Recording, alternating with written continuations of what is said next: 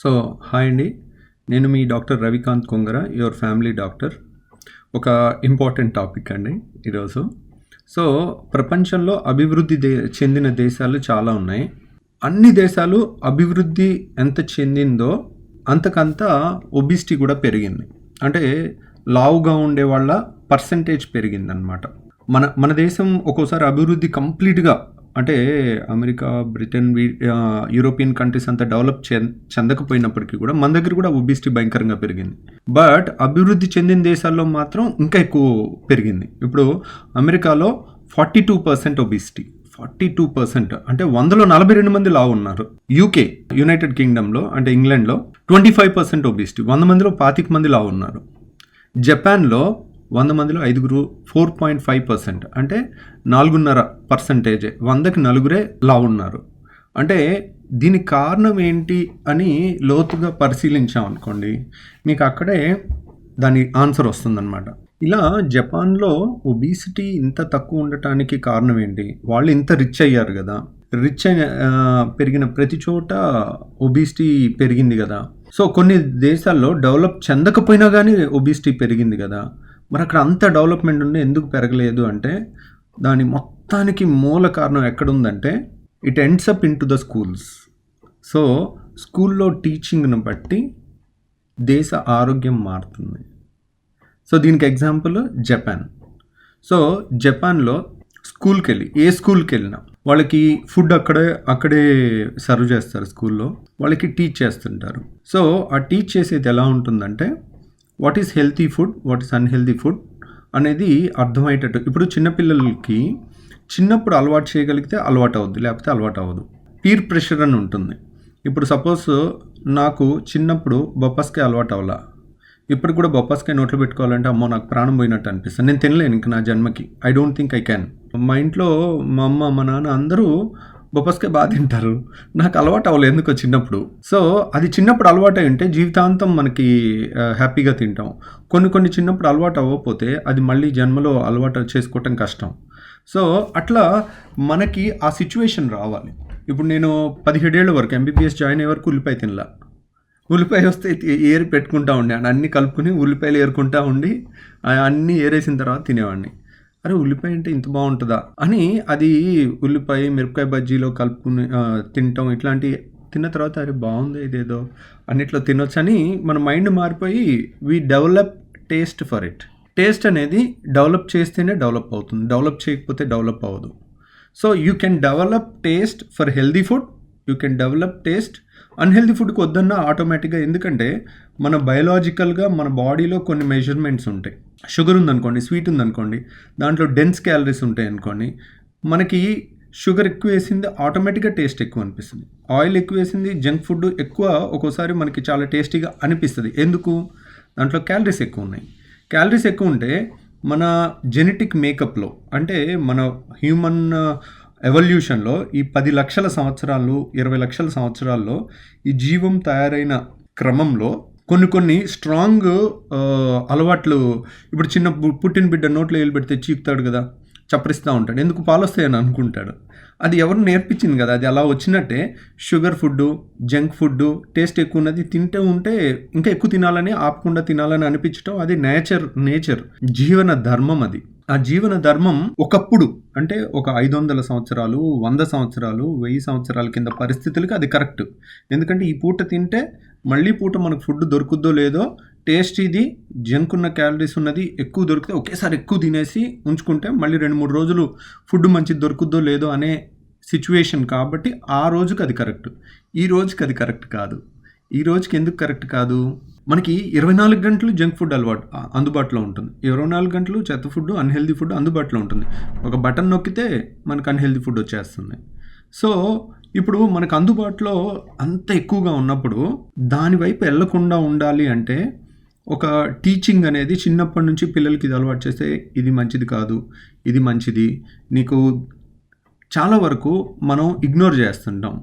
నేచర్లో ఉన్న చిన్నవి కూడా చాలా టేస్టీగా ఉంటాయి. ఏం వండకుండా ఉండేవి. ఇప్పుడు సపోజ్ ఒక గుప్పుడు వేరుశనక్కాయలు తిన్నాం అనుకోండి, దే ఆర్ వెరీ టేస్టీ. అలా చాలా ఫ్రూట్స్, వెజిటబుల్స్ టేస్టీగా ఉండేవి చాలా ఉన్నాయి. ఇప్పుడు తేగలు ఉన్నాయి అనుకోండి, it has its own taste. నాకు ఇష్టం. అట్లా మనకి ఇష్టమైనవి చిన్నప్పుడు అలవాటైనవి చాలా లిస్ట్ ఉంటాయి. ఒకవేళ అలవాటు అవ్వకపోయినా మేబీ కొన్ని ఇప్పుడు నేను ఉల్లిపాయను అలవాటు చేసుకున్నట్టు చేసుకోవచ్చు. మరి బొప్పాస్కాయ అంటే నాకు ఇంకా కష్టం. ఇప్పుడు ఈ జన్మకు అవుద్దో లేదో తెలీదు. సో వేరే ఫ్రూట్స్ మిగిలినవన్నీ తింటాను. అరటిపండు మళ్ళీ చాలా ఇష్టం. నేను బెల్జియం వెళ్ళినప్పుడు అక్కడున్న 2-3 నెలలు కూడా ఏం తింటాం అక్కడికి వెళ్ళి. అక్కడున్న ఫుడ్ మనకి నచ్చదు. నేను రోజు సూపర్ మార్కెట్కి వెళ్ళి బనానా ఒక 1/2 డజన్ కొనుక్కొచ్చేవాడిని. ఇంకా అదే తినేవాడిని ప్రతి పూట. అంటే ఎక్కడికి వెళ్ళినా పాలు, కార్న్ఫ్లేక్స్, బనానా ఈ మూడింటితో బతికేసా. ఇక్కడ చెప్పదలుచుకున్న అతి ముఖ్యమైన పాయింట్, మన పిల్లలకి మనం ఏది హెల్దీ అనేది నేర్పిస్తామో అదే హెల్దీ. ఒక్కోసారి ఇది పేరెంట్స్ వల్ల కూడా కాదు. ఎందుకంటే మన ఇంట్లో పిల్లల్నే వాళ్ళ ఫీలింగ్స్ని కానీ, ఎందుకంటే అది జీవన ధర్మం వల్ల వచ్చిన ఫీలింగ్స్కి విరుద్ధంగా వాళ్ళని తినమంటం, కన్విన్స్ చేయటం అంత ఈజీ కాదు. అది ఒక్క రోజులో అయ్యే పని కాదు, అదొక 10 ఏళ్లలో జరిగే పని. అది ఒక్కోసారి మన పిల్లలకి మనం చెప్పామంటే ఏదో చెప్పావులే అన్నట్టు అనుకుని వెళ్ళిపోయే టైప్ ఉంటారు. ఒక్కోసారి పట్టించుకోరు తల్లిదండ్రుల మాట. అంటే అదే ఒక టీచర్ చెప్తే, బయట వాళ్ళు ఎవరన్నా వచ్చి వాళ్ళకి స్కూల్లో చెప్తే దాని ఇంపాక్ట్ చాలా ఉంటుంది. ఎందుకంటే అక్కడ ఫ్రెండ్స్ ఉంటారు, వాళ్ళందరికీ ఏదన్నా అలవాటు చేయాలన్నా కానీ పిల్లలకి స్కూల్లో చాలా ఈజీ. సపోజ్ స్కూల్లో వాళ్ళ ఫ్రెండ్స్ పక్కన వాళ్ళకి గొప్పగా ఉంటుంది. సపోజ్ అందరికీ ఒక చిన్న కీరా క్యారెట్ ముక్కలు వరుసగా పెట్టి తినండి అని చెప్పామనుకోండి, ఇంట్లో మన తల్లిదండ్రుల వల్ల కాదు చేయించటం. అదే స్కూల్లో అరే అందరూ వరుసగా లైన్లో వచ్చి ఒక్కొక్క ముక్క తినండి, వాళ్ళకి తిన్నోళ్ళకి ఒక చిన్న పొగడ్తి ఇచ్చినా కానీ వాళ్ళు ఉబ్బిపోతూ ఉంటారు. సో ఇంతమంది తిన్నాను, నేను తినడానికి ఏముంది, అలా ఒక 4 సార్లు తిన్నారనుకోండి, అది అలవాటు అయిపోతుంది ఆ టేస్ట్. ఇప్పుడు కూడా కొన్ని నాకు అలవాటైనవి, కొన్ని అలవాటు అవ్వలేదు. ఇప్పుడు క్యారెట్ నేను తినగలను, కీరా తినలేను, బొప్పాస్కాయ తినలేను. అట్లా అవే మనం మన పిల్లలకి అవి చిన్నప్పుడు అలవాటు చేయకపోతే పెద్దయ్యాక అలవాటు అవ్వటం కొంచెం కష్టం. ఇంపాసిబుల్ నన్ను కొన్ని అలవాటు అయినాయి తర్వాత కూడా నాకు. బట్ హెల్దీ ఫుడ్ అనేది చెప్పటం, ఇప్పుడు ఒక రీసెర్చ్ చేసే ఆయన జపాన్కి వెళ్ళి స్కూల్కి వెళ్తే అంటే అక్కడ 5 ఏళ్ల నుంచి 18 ఏళ్ల వరకు పిల్లలు ఉంటారు కదా, వాళ్ళందరినీ నీ ఫేవరెట్ ఫుడ్ ఏంటి అని అడిగితే అందరూ కూడా ఫ్రూట్స్, వెజిటబుల్స్ ఫస్ట్ చెప్పారు. కొంతమంది బ్రక్కులీ అని చెప్పారంట. ఇతనికి ఫ్యూజులు ఎగిరిపోయినాయి. యూఎస్ నుంచి వెళ్ళిన అతనికి, ఇదంటే బ్రక్కులీ అని చెప్తున్నాడు, నన్ను ఏమన్నా టీజ్ చేస్తున్నారా, లేకపోతే నాతో ఏమన్నా ఆటలాడుకుంటున్నారా వీళ్ళు, బ్రక్కులీ ఫేవరెట్ ఫుడ్ అని చెప్పడం ఏంటి అని.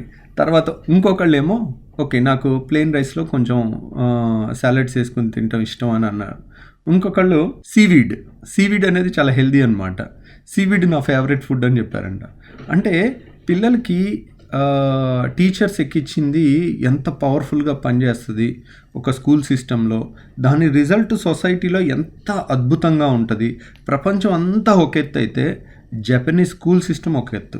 సో చూడండి, మనం ఒకటే రిపీటెడ్గా మైండ్లోకి ఎక్కిస్తూ ఉన్నాం అనుకోండి, మనం ఎక్కించేది రాంగ్ ఎక్కితే రాంగ్ రకంగా వెళ్తుంది. కొంతమంది ఆత్మాహుతి దాడి చేసుకోవటానికి కూడా రెడీ అయిపోతారు మనం చెప్పిన మాటలతో. అంటే చూసారు కదా మీరు, ఒకటే కన్సిస్టెంట్గా ఇది ఇలా చేయాలి, నువ్వు ఇలా చేసి నువ్వు ఆత్మహత్య చేసుకుంటే నీకు చాలా గొప్ప జరుగుద్దని మనం చిన్నప్పటి నుంచి నూరు పోసాం అనుకోండి, వాళ్ళకి అదే ఎక్కుద్ది. ఓహో నేను ఇంకో 10 మందిని చంపి నేను చచ్చిపోతే నేను చాలా గొప్ప అవుతాను, నేను దేవుడికి దగ్గర అవుతాను, నాకు మోక్షం లభిస్తుందని వాడికి చిన్నప్పటి నుంచి చెప్పామనుకోండి, వాడు చచ్చిపోవడానికి కూడా సిద్ధంగా ఉంటారు. సో అట్లాగే మనం మంచి హ్యాబిట్స్ చిన్నప్పటి నుంచి చెప్తా ఉంటే నూరు పోస్తే అది సొసైటీ మొత్తంలో యూనిఫామ్గా ఉంటుంది. ఎంత లేదన్నా అన్హెల్దీ ఫుడ్ మనం నేర్పించక్కర్లే, ఆటోమేటిక్గా 1-2 సార్లు టేస్ట్ చూస్తే వాళ్ళు అది తింటూ ఉంటారు. కానీ మనసులో ఇవి ఫౌండేషన్ స్ట్రాంగ్ ఉంటే కనుక ఎక్కువ అటువైపు వెళ్ళరు అనమాట. సో ఇది చాలా ఇంట్రెస్టింగ్ అనిపించింది. జపాన్లో నేను చెప్పినవి మళ్ళీ చెక్ చేసుకోండి. జపాన్లో ఒబిసిటీ 4.5% అంత డెవలప్మెంట్ అయింది. అమెరికాలో 42 to 43%, ఇంగ్లాండ్లో 25%. Thank you very much.